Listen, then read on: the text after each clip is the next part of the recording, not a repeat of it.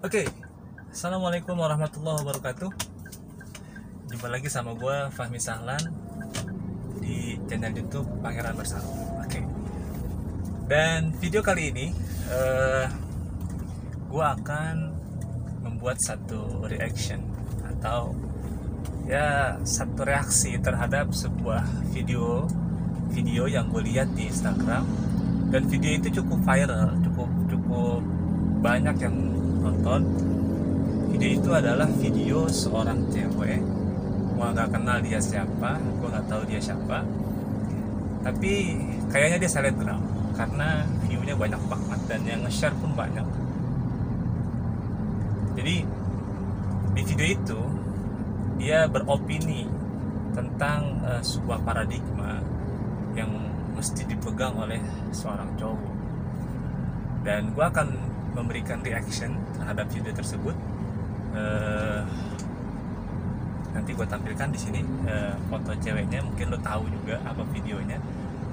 Beberapa waktu yang lalu juga gue share di Instastory tentang bahwa ini statementnya agak ngaco gitu. Tapi sebelum gue bahas lebih jauh lagi, tonton dulu intro dari gue. Take it yes.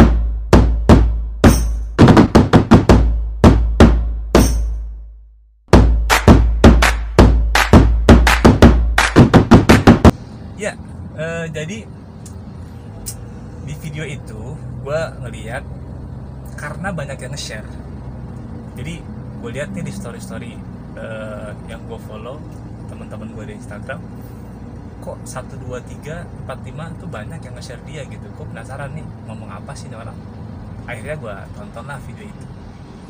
Nah, ketika gue tonton ternyata gue ngeliat atau gue ngedenger dan gue berpikir ini statement yang diucapin itu seolah-olah kayak bener gitu. Cuman begitu gue analisa lebih jauh lagi, kayaknya ngaco gitu, dan cacat logika juga. Yang pertama, si cewek ini tuh bilang bahwa cowok, jadi ini dia kayak ngasih pesen gitu buat para cowok. Jadi dia bilang, "Hai para cowok," gitu bahasanya. Kalau lu pengen dapet cewek yang penurut, lu harus bersiap bahwa cewek penurut itu nggak mandiri dan serba ketergantungan. Itu yang pertama dia bilang. Sebaliknya, yang kedua dia bilang, kalau lu pengen cewek yang pemberani, yang kreatif, yang punya ide dan lain sebagainya, lu harus siap juga bahwa cewek lu yang berani itu dia akan kayak nggak mau kalah gitu. Dia punya karakter itu. Jadi dia merasa kalau cewek yang pemberani, yang kreatif, seolah-olah lebih cenderung suka ngebangkang karena dia punya prinsip sendiri, gitulah intinya. Nah, yang menurut gue cacat, ini kan 2 statement ya. Jadi yang pertama statementnya, kalau cewek penurut itu maka dia nggak mandiri, alias ketergantungan dengan si cowok. Yang kedua adalah kalau cewek pemberani, maka dia akan punya perasaan pengen menang, gak mau kalah ya, which is maknanya adalah lebih cenderung kepada pembangkang. Nah, gue gak setuju. Kenapa? Karena menurut gue antara penurut halo bang antara penurut dengan mandiri, kalau cewek penurut berarti tidak mandiri, ini sebetulnya bukan 2 hal yang bertentangan sehingga harus dibandingkan gitu. Artinya lu jadi cewek, jadi perempuan, bisa penurut juga sekaligus mandiri juga, bisa penurut juga sekaligus tidak ketergantungan sama cowok juga bisa. Cuma memang perlu dilatih timingnya, kapan lu mesti jadi yang penurut, kapan lu mesti jadi yang mandiri, yang kreatif, yang lu menjalankan ide lu sendiri. Gitu. Dan sebaliknya, dia bilang kalau cewek yang pemberani itu berarti membangkang. Antara berani dan membangkang juga nggak ada semacam bertolak belakang gitu. Lu bisa jadi yang ide kreatif juga sekaligus penurut juga. Dan dua hal yang disebutkan ini yang dianggap bertolak belakang adalah kan karakter ya. Gue dari dulu termasuk orang yang percaya bahwa karakter itu nggak ada yang statis. Karakter itu dinamis, dia bisa berubah, dia bisa berkembang atau bisa menyusut, bisa lebih baik, bisa lebih buruk, tergantung gimana pembawaannya. Makanya kan di luar sana banyak kelas-kelas pelatihan, kelas training yang berbicara tentang pengembangan diri, karena itu berkaitan dengan karakter. Dan karakter itu sekali lagi gue katakan dia dinamis, bisa berubah itu bisa lebih baik, bisa lebih buruk, tentunya tergantung bagaimana pembawaannya. Jadi menurut gue bukan hal yang baik untuk membandingkan antara penurut dengan tidak mandiri, dan sebaliknya pemberani berarti bakal jadi pembangkang. Nggak juga, tergantung bagaimana lu aja, gimana lu bersikap, bagaimana lu mengembangkan sikap kedewasaan. Menurut gua sih kayak gitu aja. Itu yang pertama, jadi berkaitan dengan karakter. Yang kedua, si cewek itu di videonya bilang kalau lu pengen punya cewek yang cantik, lu juga harus tahu cewek cantik itu harganya mahal gitu, keperluannya banyak, kebutuhannya banyak. Lu harus siap dengan itu. Sepintas orang bakal setuju dengan kalimat ini, karena gue pun sebetulnya bisa jadi menyetujui, tapi dengan catatan kalau yang dimaksud cantik itu adalah make up. Kalau lu mendefinisikan cantik adalah make up, adalah perawatan fisik, facial, kemudian ya giginya dirapihin, diputihin dan lain sebagainya. Kalau cantik menurut lu adalah itu, maka lu bisa mengatakan cantik itu mahal dan kebutuhan wanita tuh banyak. Oke, kalau cantiknya adalah sebatas fisik. Tapi apakah lu setuju kalau cantik itu terbatas pada fisik? Menurut gua enggak. Dan lu pasti juga bakal setuju juga kalau ketika bicara tentang cantik, ya pasti nggak melulu fisik. Belakangan lu pasti juga pernah ngeliat banyak cewek-cewek yang secara fisik dia nggak cantik, bahkan dia punya kekurangan. Gue tahu ada seorang model, dia itu nggak cantik, dia malah punya kekurangan, kulitnya tuh belang, kayak sapi gitu, jadi ada putih hitamnya tuh kayak belang gitu. Tapi jadi model kok, bisa jadi model. Kenapa? Karena mungkin bagi dia cantik itu bukan soal kulit putih gitu. Begitupun belum lama gue lihat ada seorang artis yang mempamerkan bodinya, perutnya tuh ada gelambirnya kalau nggak salah. Tapi gue nggak tahu pasti namanya siapa. Jadi ada gelambirnya, dia upload fotonya dan dia bilang cantik itu nggak melulu soal langsing. Itu artinya ini hanya perspektif terhadap cantik aja. Kalau di mata lu cantik itu adalah make up dan perawatan fisik, ya tentu lu akan mengatakan cantik itu mahal gitu. Tapi kalau lu punya definisi yang lain tentang cantik, lu pasti akan tidak setuju dengan statement itu. Lagi pula, ini yang juga gue yakini sejak lama,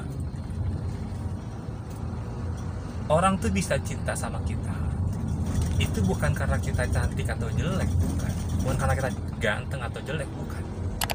Karena sesuatu itu dinyatakan cantik atau tidak cantik, itu yang berpengaruh bukan objeknya, bukan objek yang dilihatnya, bukan, tapi subjeknya. Siapa yang melihat? Kalau orang suka sama lu, dia pasti bakal bilang lu cantik. Tapi kalau orang nggak suka sama lu udah perawatan kayak apa tahu, dia bakal bilang lu jelek. Ya sama kayak orang yang suka gunung, dia akan mengatakan pelangi di gunung lebih indah ketimbang sunset di pantai.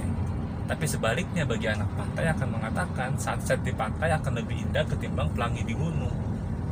Jadi kan sebetulnya dua-duanya indah sebetulnya, cuman antara lu sukanya kemana gitu. Yang lebih suka gunung dia akan memilih pelangi di gunung, yang lebih suka kepada pantai dia akan memilih sunset di pantai.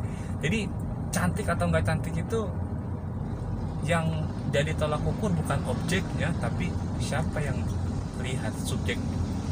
Makanya gue sering bilang, lu yang nggak pede dengan penampilan fisik lu nggak usah risau bagaimana nanti bakal ketemu jodoh. Nggak gitu. Cara Tuhan mempertemukan orang berjodoh itu nggak karena lu terlihat cantik atau tidak, tapi ketika Tuhan ketika Allah meletakkan rasa cinta di hati seseorang untuk memandang lu dengan cintanya, maka di mata dia lu cantik.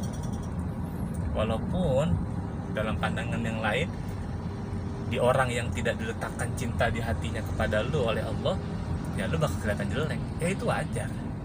Makanya cantik itu kan kreatif. Dan kalau lu punya pandangan seperti itu, yang cantik itu bukan sekedar makeup, lu pasti nggak bakal setuju kalau cantik itu mahal. Kayak juga gitu. Apalagi dia bilang kalau cewek cantik itu kebutuhannya banyak. Ya itu sih tergantung orangnya ya. Itu kan terkait dengan shopaholic. Shopaholic kan memang penyakit suka belanja gitu. Dan lu itu bisa reda, dan itu bisa ditekan karena itu kan karakter aja. Itu yang ketiga yang dia katakan tentang cantik. Yang keempat, yang terakhir adalah dia bilang kalau lu para cowok pengen punya cewek yang berkarir, maka lu harus bersedia cewek lu tuh nggak bisa ngurusin rumah. Dan kalau lu punya cewek yang motherly banget gitu, keibuan banget, ya ngurus rumah, nyapu, ngepel, maka lu harus bersedia bahwa cewek lu tuh nggak menghasilkan uang.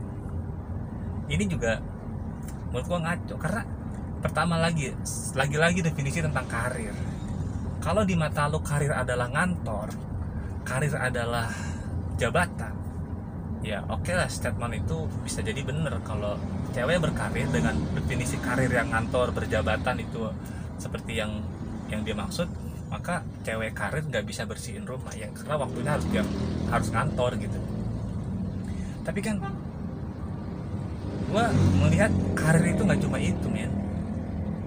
Bagi gua, dan lu boleh setuju boleh enggak karena ini opini sih, karir seorang wanita itu dilihat dari sejauh mana dia mendidik anaknya.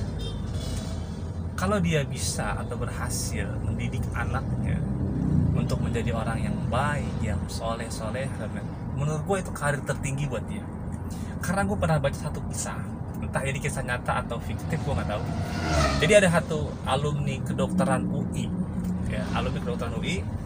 dia memutuskan untuk resign, berhenti kerja, untuk dia fokus ngurusin anak. Kemudian satu ketika dia ketemu sama kawannya, entah kawan SMA atau kawan kuliah, gue nggak tahu. Terus temennya bilang, kawannya ini adalah wanita karir, sukses di kantor dan lain sebagainya. Jadi si dokter itu kata temennya, gue kasihan aja gitu, gue kasihan aja sama lu tuh lulusan terbaik kedokteran UI, tapi kerjaan lu cuma ngasuh anak di rumah. Dan temennya ini adalah wanita karir di kantor. Lalu si dokter itu ngomong, dia bilang, justru gue yang kasihan sama lu tuh perempuan hebat, uang lu banyak, karir cemerlang, tapi justru anak lu malah dididik sama orang yang, mohon maaf, kurang berpendidikan. Karena rata-rata yang babysitter itu ya paling lulusan SMA gitu kan. Justru gue bangga dengan anak gue dong gitu. Anak gue diasuh oleh seorang lulusan terbaik dari Fakultas Kedokteran UI. Aduh, ya kan? Itu kata dia. Makanya ya bagus dong gitu, bagus dia anak gue. Jadi menurut gue itu definisi karir yang perlu, paradigma tentang karir yang perlu lo perbaiki gitu. Lagi pula kalau lu berpandangan cewek di rumah aja itu nggak bisa menghasilkan uang, lu tinggal di tahun berapa, lu hidup di abad berapa gitu. Hari gini uang itu bisa diraih, bisa dicari, lu cuma duduk di rumah karena ya bisnis online udah merebak. Kalau lu mengatakan cewek-cewek yang di rumah aja nggak bisa menghasilkan uang, menurut gua lu terbelakang pemikirannya gitu. Nah itu yang bisa gue berikan reaksi terhadap pemikiran si cewek tadi. Mudah-mudahan gue nggak paksa lu setuju dengan pemikiran gue, tapi ya gue memberikan satu reaksi lah kepada video tersebut. Setuju atau enggak ya kita kembalikan kepada cara berpikir masing-masing aja. Dan ini bukan untuk bang maaf bang dan ini bukan untuk gua berusaha merubah cara berpikir lo. Ya lo silakan juga berpikir dengan cara pandang lo, dengan paradigma lo, bebas-bebas aja. Ini dari opini dari gua. Mudah-mudahan ya mati dari tadi gua enggak ya, mudah-mudahan lo terinspirasi. Sekian dari gua. Assalamualaikum warahmatullahi wabarakatuh.